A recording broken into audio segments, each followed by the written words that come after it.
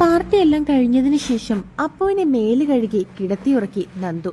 അപ്പു ഉറങ്ങിയതും നന്ദു ഫ്രഷായി വന്നു. അഗ്നിയുടെ ഫ്രണ്ട്സ് വന്നതുകൊണ്ട് അവരെ യാത്രയാക്കാൻ പോയതാണ് അഗ്നി.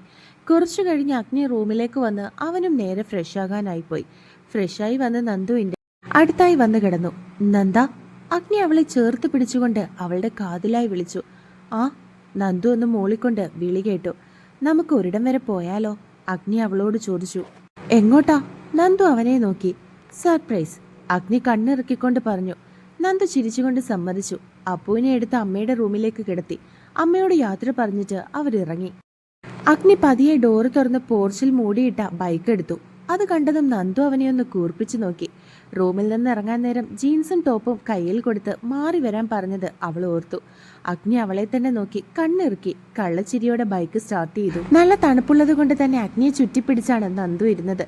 കുറച്ചു ദൂരം ചെന്നതും ഒരു ഗേറ്റിന്റെ അരികിൽ കൊണ്ട് നിർത്തി അഗ്നി. അതിൽ നന്ദനം എന്ന് എഴുതിയിട്ടുണ്ട്. അത് കണ്ടതും നന്ദു അഗ്നിയെ ഒന്ന് നോക്കി. അഗ്നി അവൾക്ക് നേരെ കണ്ണ് ചിമ്മി കാണിച്ചു. ബൈക്കിൽ നിന്നും ഇറങ്ങി ഗേറ്റ് തുറന്നു.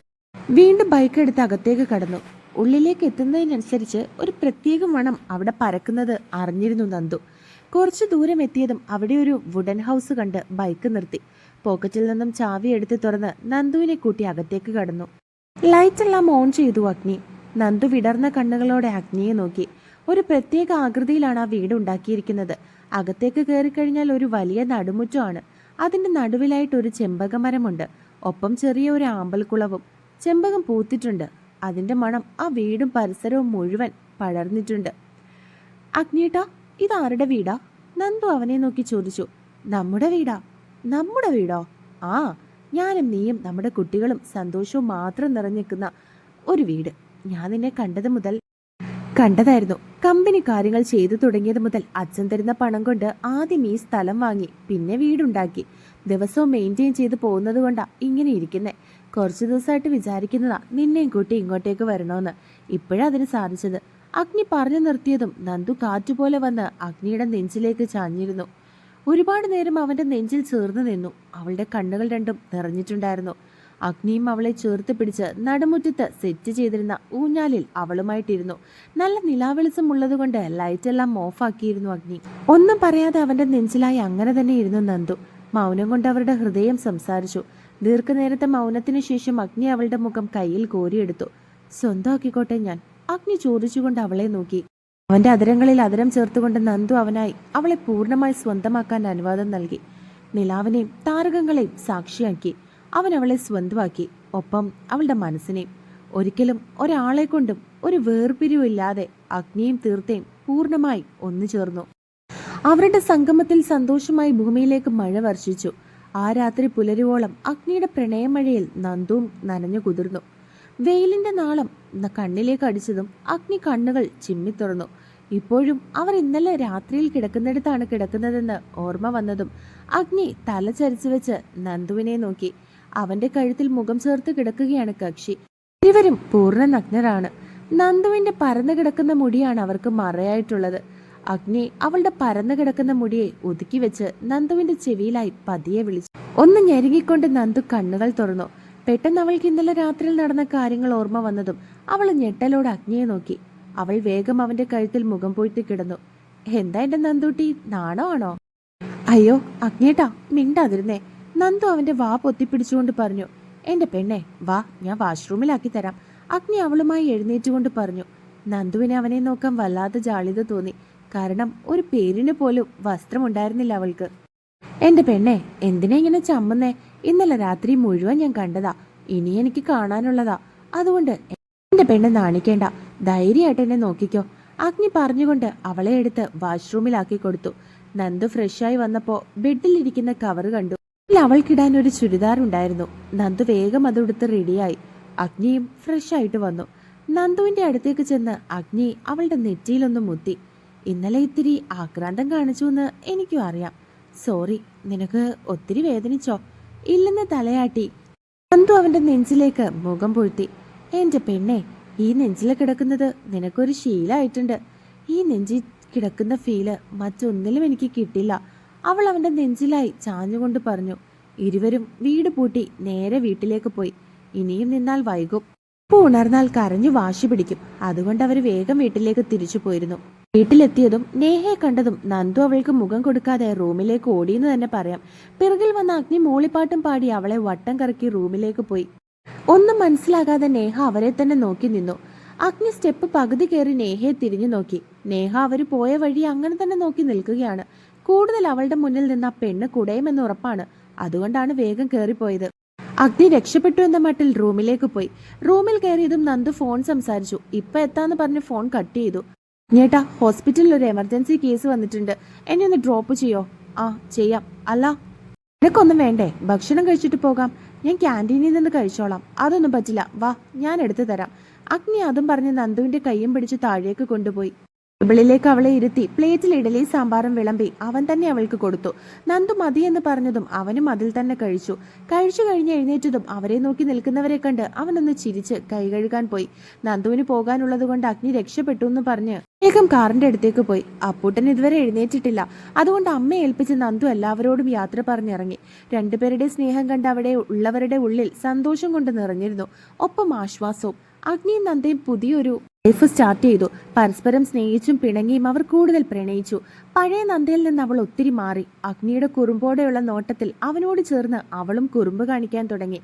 നന്ദയുടെ അച്ഛനായിരുന്നു ഏറ്റവും കൂടുതൽ സന്തോഷം. കാരണം നന്ദുവിന്റെ അവസ്ഥ അയാൾ നേരിട്ട് കണ്ടതാണ്. അതുകൊണ്ട് തന്നെ ഒരു പേടിയുണ്ടായിരുന്നു. എന്നാൽ ഇപ്പൊ അതൊക്കെ മാറിയെന്ന് തന്നെ പറയാം. അഗ്നി മാറ്റിയെടുത്തു എന്ന് വേണം പറയാൻ. അങ്ങനെ ഇന്ന് നന്ദുവും അപ്പുവും ചേർന്ന് അരവിന്ദന്റെ അടുത്തേക്ക് പോവുകയാണ്. കുറേ ദിവസമായിട്ട് പറയുന്നുണ്ട് അങ്ങോട്ടേക്ക് വരാൻ. നന്ദുവിന് തിരക്കായതുകൊണ്ട് അങ്ങോട്ടേക്ക് പോകാൻ കഴിഞ്ഞില്ല. നന്ദു റൂമിൽ ഡ്രസ്സ് മാറുകയാണ്. അപ്പുവിനെ ഒരുക്കി വിട്ടിട്ടുണ്ട്.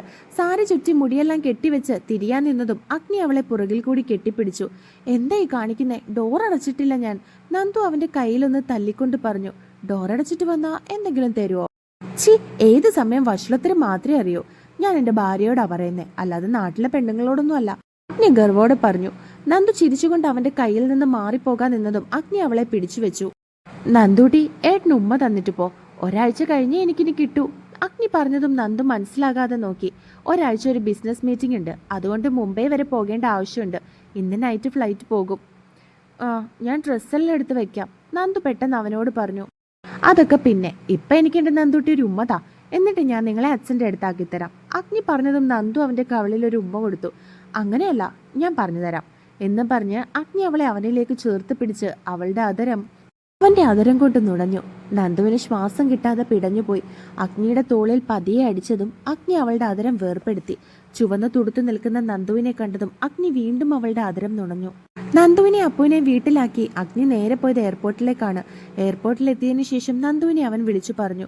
അപ്പു വന്നതു മുതൽ അരവിന്ദന്റെ കൂടെ തൊടിയിൽ നടക്കുകയാണ്. തൊടിയിൽ മാങ്ങയും ചാമ്പയ്ക്കയും പേരയ്ക്കയും ഒക്കെ നിൽക്കുന്നുണ്ട്. അതൊക്കെ പൊട്ടിച്ചു കഴിച്ച് അവിടെ എല്ലാം ഓടിക്കളിക്കുകയാണ് അവൻ. നന്ദു അടുക്കളയിൽ ഫുഡുണ്ടാക്കിയാണ്. ഫുഡെല്ലാം ഉണ്ടാക്കി കഴിഞ്ഞ് അപ്പുവിനെ വിളിക്കാൻ വേണ്ടി ചെന്നതും അപ്പുവും അച്ഛനും ചേർന്ന് അമ്മയുടെ അസ്ഥിത്തറയിൽ വിളക്ക് വെക്കുന്നത് അവൾ കണ്ടു. നന്ദു ചിരിയോടെ അത് നോക്കി നിന്നു. രണ്ടുപേരെയും ഒന്ന് നോക്കിയതിനു ശേഷം നന്ദു അകത്തേക്ക് കയറി. അപ്പൂപ്പ, നാളെ നമുക്ക് കടല് കാണാൻ പോണേ. പിന്നെന്താ, നാളെ നമുക്ക് കടല് കാണാനും പാർക്കിൽ കളിക്കാനും ഒക്കെ പോകാം. പിന്നെയുണ്ടല്ലോ, പാടത്ത് പന്ത് കളി കാണാൻ പോണം. എൻ്റെ അപ്പൂപ്പൻ എല്ലായിടവും കൊണ്ടുപോകാം. TV ഓൺ ചെയ്തു കൊടുത്ത് അപ്പുവിനെ അവിടെ ഇരുത്തി അടുക്കളയിൽ ചെന്ന് നന്ദുവിനെ നോക്കി. ഫോണിൽ ആരോട് സംസാരിക്കുകയാണ്. ഫോൺ കട്ട് ചെയ്ത് നന്ദു അച്ഛൻ്റെ മുഖത്തേക്കും നോക്കി.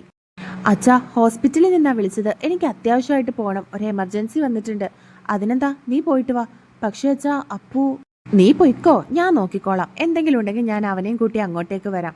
ശരി, ഞാൻ എന്നാ അവനോട് പറയട്ടെ, ഇല്ലെങ്കിൽ പറയാതെ പോയിന്ന് പറഞ്ഞാകും വാശി. നന്ദു പറഞ്ഞുകൊണ്ട് അപ്പുവിന്റെ അടുത്തേക്ക് ചെന്നു. ആദ്യം കരഞ്ഞ് കുറുമ്പ് കാണിച്ചെങ്കിലും പോകാൻ സമ്മതിച്ചു. നന്ദു റെഡിയായി ഇറങ്ങി. അഗ്നി പോകുമ്പോൾ കാർ അവിടെ ഇട്ടുകൊടുക്കാൻ ഡ്രൈവറോട് പറഞ്ഞിരുന്നു. അതുകൊണ്ട് തന്നെ നന്ദു അഗ്നിയുടെ കാർ എടുത്തിട്ടാണ് പോയത്. ഹോസ്പിറ്റലിൽ എത്തിയതും നന്ദു വേഗം എമർജൻസി വാർഡിലേക്ക് പോയി. അവിടെ 2 വയസ്സായ കുഞ്ഞിനെ ക്രൂരമായി മർദ്ദിച്ച നിലയിൽ കണ്ടതും അവളുടെ കണ്ണുകൾ നിറഞ്ഞു. അത്രയും പരുക്കുകൾ ഉണ്ടായിരുന്നു. ചെറിയ മിടിപ്പ് മാത്രമേ ആ കുഞ്ഞു ശരീരത്തിലുള്ളൂ. അമ്മയോടുള്ള വൈരാഗ്യം തീർക്കാൻ അച്ഛൻ ഉപദ്രവിച്ചതാണ് ഈ പിഞ്ചു കുഞ്ഞിനെ. നന്ദു കുഞ്ഞിനുള്ള പ്രാഥമിക ചികിത്സ നൽകി. കുഞ്ഞ് രക്ഷപ്പെടുമോ എന്നുള്ളത് ഇപ്പോൾ ഉറപ്പ് പറയാനും കഴിയില്ല. പുറത്ത് കുട്ടിയുടെ ഉമ്മയും ബന്ധുക്കളും നിൽക്കുന്നുണ്ട്, ഒപ്പം പോലീസുകാരും. ഹോസ്പിറ്റലിൽ കൊണ്ടുവന്നപ്പോൾ തന്നെ ഡോക്ടർ പോലീസിനെ വിളിച്ചിരുന്നു. കുഞ്ഞിന്റെ അച്ഛന്റെ അറസ്റ്റ് ചെയ്ത് വൈദ്യപരിശോധനയ്ക്ക് വിധേയനാക്കി. എന്റെ കുഞ്ഞിന്റെ ഉമ്മ കരഞ്ഞുകൊണ്ട് അടുത്തേക്ക് വന്നു. വി ഡു അവർ ബെസ്റ്റ്, ബാക്കിയെല്ലാം ദൈവത്തിന്റെ കയ്യിലാണ്. നന്ദു അത്രയും പറഞ്ഞ് അവളുടെ ക്യാബിനിലേക്ക് പോയി അവിടേക്കിരുന്നു. കണ്ണുകൾ അടച്ചു. അത്രയും അവളുടെ മനസ്സിനെ വേദനിപ്പിച്ചിരുന്നു ആ കുഞ്ഞിന്റെ മുഖം. ഒരു നിമിഷം ഒരമ്മ മാത്രമായി അവൾ.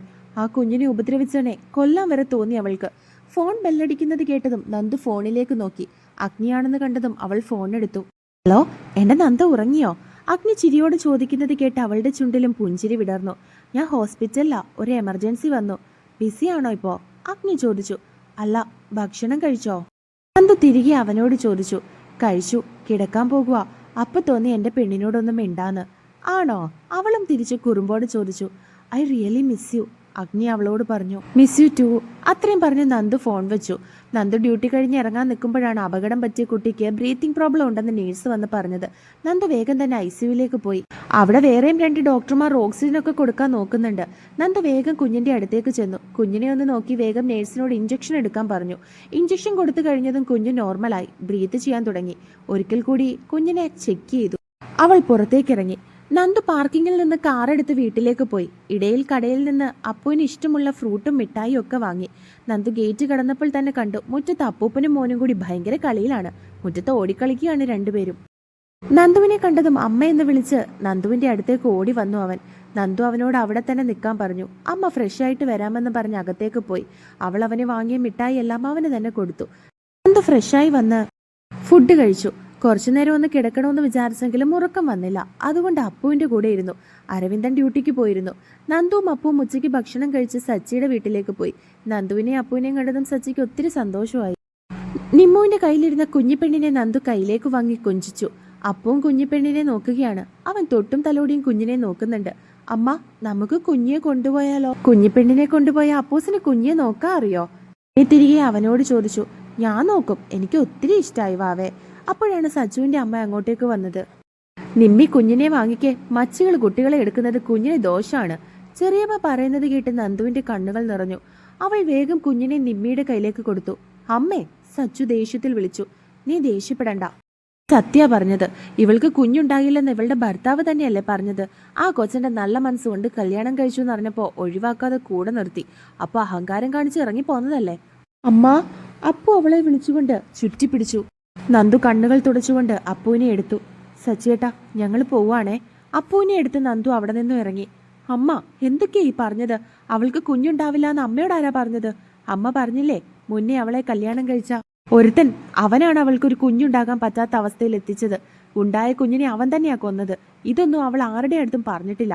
ഇന്നീ നിമിഷം പോലും അവൾ അമ്മ പറഞ്ഞതിന് ഒന്നും മിണ്ടാതെ പോയത് ആരെയും വേദനിപ്പിക്കാൻ അവൾക്ക് അറിയില്ല. അതുകൊണ്ടാ. സച്ചു ദേഷ്യത്തിൽ പറഞ്ഞ് റൂമിലേക്ക് കയറിപ്പോയി. കൂടെ നിമ്മിയും.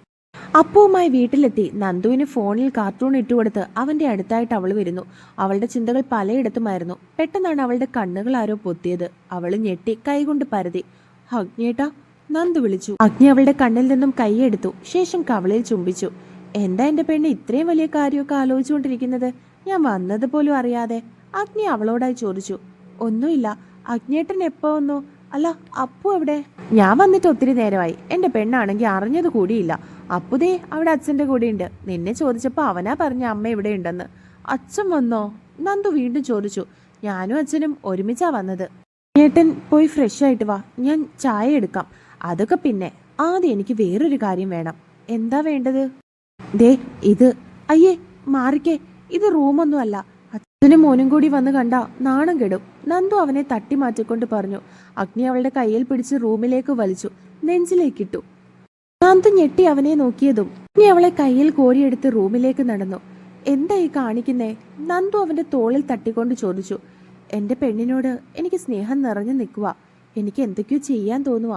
അഗ്നി അവളുടെ കാതിലായി പതിയെ പറഞ്ഞു.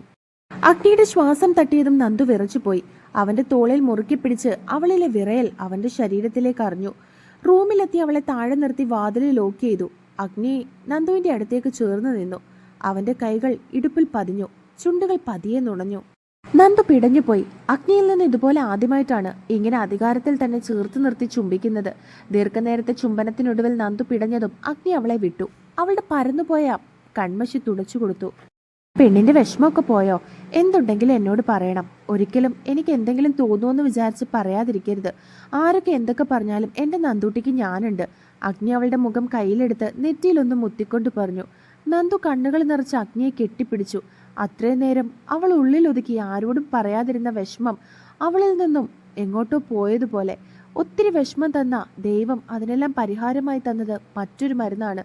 ഈ സ്നേഹവും പരിഗണനയും. അതാണ് ഈ ജന്മം എനിക്ക് ലഭിക്കാവുന്നതിൽ വെച്ച് ഏറ്റവും വലിയ പുണ്യം. ഒരു പുനർവിവാഹത്തിൽ ദൈവം എനിക്ക് നൽകിയ സന്തോഷം. അഗ്നി വന്നതും വീട് ഒന്നുകൂടി ഉണർന്നു. ഒരാഴ്ച എന്ന് പറഞ്ഞിട്ട് പോയ അഗ്നി പെട്ടെന്ന് എന്താ തിരിച്ചു വന്നതെന്ന് നന്ദു ചോദിച്ചെങ്കിലും അഗ്നി അതിന് മറുപടി ഒന്നും തന്നെ പറഞ്ഞില്ല. രാത്രിയിൽ അപ്പൂപ്പന്റെ കൂടെയാണ് കിടക്കുന്നതെന്ന് പറഞ്ഞ് വാശി പിടിച്ചു. അപ്പുവിന്റെ കരച്ചിൽ കണ്ടതും അരവിന്ദൻ നന്ദുവിനോട് പറഞ്ഞു അപ്പു അയാളുടെ കൂടെ കിടക്കട്ടെ എന്ന്. നന്ദു പിന്നെ ഒന്നും പറഞ്ഞില്ല. അപ്പുവും അച്ഛനും കിടക്കാൻ പോയി. നന്ദു ഹോസ്പിറ്റലിൽ നിന്നുള്ള കോള് വന്ന് സംസാരിച്ചു കഴിഞ്ഞ് അഗ്നിയെ വന്ന് നോക്കുമ്പോൾ ആരോടോ അവനും ഫോണിൽ സംസാരിച്ചുകൊണ്ട് നിൽക്കുകയാണ്. നന്ദു ഫ്രഷായി വന്ന് ഒരു നൈറ്റ് ഡ്രസ് എടുത്തിട്ട് മുടി പിന്നിയിട്ടു. കണ്ണാടിയുടെ മുൻപിൽ നിൽക്കുന്നവളുടെ പിന്നിലായി അഗ്നിയും വന്നു നിന്നു. കണ്ണാടിയിൽ കൂടി നന്ദു അവനെ നോക്കി പിരികം പൊക്കി. എന്താണെന്ന് ചോദിച്ചു. അഗ്നി അവളുടെ പിന്നിയിട്ട മുടി അഴിച്ചു വിടർത്തിയിട്ടു. അഴിച്ചിട്ട മുടിയിലേക്ക് അവൻ മുഖം പൊഴുത്തി. കാച്ചെണ്ണയുടെ മണം മൂക്കിലേക്ക് തുളഞ്ഞു കയറിയതും അവളുടെ ഇടുപ്പിൽ പിടിച്ച് അവന്റെ മുൻപിലേക്ക് തിരിച്ചു നിർത്തി. അഗ്നിയുടെ ചുണ്ടുകൾ അവളുടെ മുഖത്ത് ഓടി നടന്നു. പതിയെ കഴുത്തിലേക്ക് മുഖം പൊഴുത്തി അവിടെ ഒന്ന് കടിച്ചു നുണഞ്ഞു. നന്ദു എരിവ് വലിച്ചു. അഗ്നി മുഖമുയർത്തി അവളെ നോക്കി. കണ്ണുകളടച്ച് നിൽക്കുന്നവളുടെ മുഖത്ത് കടിച്ചു നുണഞ്ഞിരുന്നു അവൻ. നന്ദു കണ്ണുകൾ തുറന്നു നോക്കിയതും അവന്റെ നോട്ടം കണ്ട് അവൾ വേണ്ടെന്ന് വെറുതെ കുറുമ്പ് പറഞ്ഞു. അഗ്നി അവൾ ഇട്ടിരിക്കുന്ന ബനിയന്റെ ഉള്ളിലേക്ക് കൈ കടത്തി. നന്ദു അവന്റെ കയ്യിൽ പിടിച്ചു വെക്കാൻ നോക്കിയെങ്കിലും അവന്റെ കൈ അവളുടെ മാറിൽ പതിഞ്ഞു കഴിഞ്ഞിരുന്നു. നന്ദു ഞെട്ടലോടെ അവനെ നോക്കി. അവന്റെ കണ്ണിൽ കുറുമ്പ് നിറഞ്ഞു. പതിയെ അവന്റെ കൈകൾ അവളിൽ പലതും തേടി നടന്നു. തൊട്ടും തലോടിയും അവളിലെ പെണ്ണിനെ അവൻ ഉണർത്തി. അവളുമായി ബെഡിലേക്കിരുന്നു. വേനലിന് ശേഷമുള്ള ഒരു മഴക്കാലം. പെയ്തിറങ്ങുന്ന മഴയ്ക്കൊപ്പം അവൻ അവളെ ചുംബനങ്ങൾ കൊണ്ട് പൊതിഞ്ഞു. വാശിയേറിയ ചുംബനം. ഒടുവിൽ അവൻ ആ ചുംബനത്തിൽ നിന്ന് പിന്മാറിയതും അവൾ ആ ചുംബനത്തെ ഏറ്റെടുത്തിരുന്നു. ഉയിരും ഉടലും ഒന്നായി ചേർന്ന നിമിഷങ്ങൾ. സ്നേഹവും പ്രണയവും കാമവും ചേർന്ന് ആഴമേറിയ ചുംബനം. പിന്നീട് അകന്നു മാറുമ്പോൾ ഇരുമിഴികളിലും അടങ്ങാത്ത പ്രണയം മാത്രമായിരുന്നു. അവന്റെ നെഞ്ചിലേക്ക് ചേർത്ത് കിടത്തി പതിയെ അവളുടെ കണ്ണുകൾ അടഞ്ഞു പോകുമ്പോഴും നെറ്റിയിൽ അവന്റെ സ്നേഹചുംബനം പതിഞ്ഞുകൊണ്ടേയിരുന്നു. നന്ദു കണ്ണുകൾ ചിമ്മി തുറന്നു. ചുറ്റിനും നോക്കി. നേരം വെളുത്തു വരുന്നതേയുള്ളൂ. നെഞ്ചിൽ മുഖം ചേർത്ത് കിടക്കുന്നവനെ നോക്കി. ഒരു നൂലിഴ പോലും ഇല്ലാതെ തന്റെ നെഞ്ചിൽ മുഖം വെച്ചാണ് കിടക്കുന്നത്. അവൾക്കാകെ നാണം തോന്നി. ഇന്നലെ രാത്രിയിൽ ഒരു ഇടതടവില്ലാതെ ശരീരത്തിൽ മുഴുവൻ അവന്റെ കൈയും മുഖവും പതിഞ്ഞിരുന്നു. താനും അവനെ എതിർക്കാൻ നിൽക്കാതെ അവനോടുള്ള ഇഷ്ടം പ്രകടിപ്പിച്ചിരുന്നു. സ്നേഹം പ്രകടിപ്പിക്കുന്നതിനിടയിൽ വായിൽ വന്ന പേര് ദേവ എന്നായിരുന്നു. നമ്മുടെ സ്വകാര്യതയിൽ ഈ പേര് മതി എന്ന് പറഞ്ഞ് വീണ്ടും വീണ്ടും അവൻ തന്നെ ചുംബിച്ചു. ഓരോന്ന് ആലോചിച്ച് കിടക്കുന്ന നന്ദുവിന്റെ മാറിൽ അഗ്നി പല്ലുകൾ അഴ്ത്തി. നന്ദു എരിവ് വലിച്ചു. ഓരോ ശബ്ദമുണ്ടാക്കി എന്നെ കൊതിപ്പിക്കല്ലേ പൊന്നെ. നീ കടിച്ച ഭാഗത്ത് തന്നെ നുണഞ്ഞുകൊണ്ട് പറഞ്ഞു. മതി. നന്ദു അവന്റെ തോളിൽ തട്ടിക്കൊണ്ട് പറഞ്ഞു. മതിയാവുന്നില്ല എനിക്ക്.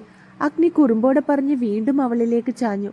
നന്ദു കുളിച്ച് ഡ്രസ്സ് മാറി വന്നപ്പോഴും അഗ്നി കിടക്കുകയാണ്. അവന്റെ കിടത്തം കണ്ട് അവൾക്ക് ചിരി വന്നു. കുഞ്ഞു കുട്ടികളെ പോലെ കൈ രണ്ടും മടക്കി മുഖം അതിൽ ചേർത്ത് വെച്ച് വായ ചെറുതായി തുറന്നിട്ടുണ്ട്. നന്ദു നനഞ്ഞ മുടി തുടച്ച് വൃത്തിയാക്കി പിന്നിയിട്ടു. ഒരു പൊട്ട് വെച്ച് നെറ്റിയിൽ സിന്ദൂരവും കണ്ണിൽ ഇത്തിരി കരിയും എഴുതി. അഗ്നിയുടെ അടുത്തേക്ക് ചെന്ന് നെറ്റിയിൽ ഒരു ഉമ്മ കൊടുത്തു. പുതപ്പ് നേരെയിട്ട് അവൾ താഴേക്ക് ഇറങ്ങി. അച്ഛൻ അടുക്കളയിൽ കാര്യമായ ജോലിയിലാണ്. അച്ഛനോട് പറഞ്ഞ് നന്ദു അമ്പലത്തിലേക്ക് ഇറങ്ങി. അമ്പലത്തിൽ ചെന്ന് അച്ഛൻ്റെയും മോൻ്റെയും പേരിൽ അർച്ചന നടത്തി. പ്രസാദം വാങ്ങി അമ്പലത്തിൽ നിന്ന് ഇറങ്ങിയപ്പോഴുണ്ട് നന്ദുവിന് മുൻപിൽ ദീപ്തിയുടെ കാറ് വന്ന് നിന്നത്. ആദ്യം നന്ദുവിന് മനസ്സിലായില്ലെങ്കിലും പിന്നെ മനസ്സിലായി. നീ അഗ്നിയുടെ കൂടെ അധികകാലം ജീവിക്കുമെന്ന് സ്വപ്നം കാണേണ്ട. അവനെ സ്നേഹിച്ചത് ഞാനാണ്. എനിക്ക് വേണം അവനെ. ആ നാശം പിടിച്ച ചെക്കനെയും കൊണ്ട് നീ എവിടെ വേണമെങ്കിലും പൊയ്ക്കോ. നന്ദു ഒന്നും തന്നെ മിണ്ടിയില്ല. കാരണം ഇങ്ങനെയുള്ള ആളുകളോട് ഒന്നും സംസാരിച്ചിട്ട് കാര്യമില്ലെന്ന് അവൾക്കറിയാം. അമ്പലത്തിന്റെ അടുത്തായതുകൊണ്ട് വരുന്നവരും പോകുന്നവരും നോക്കുന്നത് അവൾ കണ്ടിരുന്നു. നന്ദു വേഗം പോകാൻ നിന്നതും ദീപ്തി അവളെ തടഞ്ഞു. എന്താടി നീ മിണ്ടാതെ പോന്നത്? ദീപ്തി നന്ദുവിന്റെ കയ്യിൽ പിടിച്ചുകൊണ്ട് ചോദിച്ചു. ദീപ്തി, കയ്യിന്ന് വിട്. നിന്നോട് സംസാരിക്കാനൊന്നും എനിക്ക് താല്പര്യമില്ല. പിന്നെ എന്തിനാ നീ എന്നെ ഇങ്ങനെ ശല്യം ചെയ്യുന്നത്? അതെന്താ നിനക്ക് താല്പര്യമില്ലാത്തത്? കാണാൻ കൊള്ളാവുന്ന പയ്യന്മാരെ മാത്രമേ നീ നോക്കുകയും സംസാരിക്കുകയും ചെയ്യൂ? ദീപ്തി അവളെ നോക്കി ചോദിച്ചു. നന്ദു ചുറ്റിനും ഒന്ന് നോക്കി. ആളുകളെല്ലാം അവരെ തന്നെ നോക്കുകയാണ്. ദീപ്തി, താൻ എന്തിനാ ഇങ്ങനെയൊക്കെ ചെയ്യുന്നേ? നീ ഒരൊറ്റ ഒരുത്തി കാരണം എനിക്ക് അഗ്നിയേട്ടനെ കിട്ടാത്തത്. നിന്റെ കൂടെയില്ലേ ആ നാശം പിടിച്ച ചെറുക്കൻ? അവനായിരുന്നു ആദ്യം തടസ്സം. ഇപ്പൊ നീയും. അന്നേ ആ നാശത്തിനെ കൊന്നു തള്ളാൻ നോക്കിയതാ. പക്ഷെ അവൻ്റെ അച്ഛൻ തടസ്സം നിന്നു. ഇപ്പൊ മറ്റുള്ളവരെ ബുദ്ധിമുട്ടിക്കാൻ വേണ്ടി മാറണം. ദീപ്തി പറഞ്ഞു കഴിഞ്ഞതും അവളുടെ മുഖത്ത് നന്ദുവിന്റെ കൈ പതിഞ്ഞു. ഇത്രയും നേരം നീ പറഞ്ഞതെല്ലാം കേട്ടു നിന്നത് നിന്നെ പേടിച്ചിട്ടല്ല. ഞാൻ കാരണം നിനക്ക് അഗ്നിയേട്ടനെ കിട്ടാത്തതിലുള്ള നിന്റെ ദേഷ്യം അത് സ്വാഭാവികമാണ്. പക്ഷെ അഗ്നിയേട്ടൻ്റെ ഒരു കുടുംബം ഉണ്ടെങ്കിൽ അതിൽ അപ്പവും ഉണ്ടാകും. നിന്റെ അസുഖം വേറെ പലതുവാ. നീ അതിന് പറ്റിയ ഒരാളെ കണ്ടുപിടിക്കാൻ നോക്ക്. നന്ദു ദേഷ്യത്തോടെ പറഞ്ഞിട്ട് അവിടെ നിന്നും പോയി.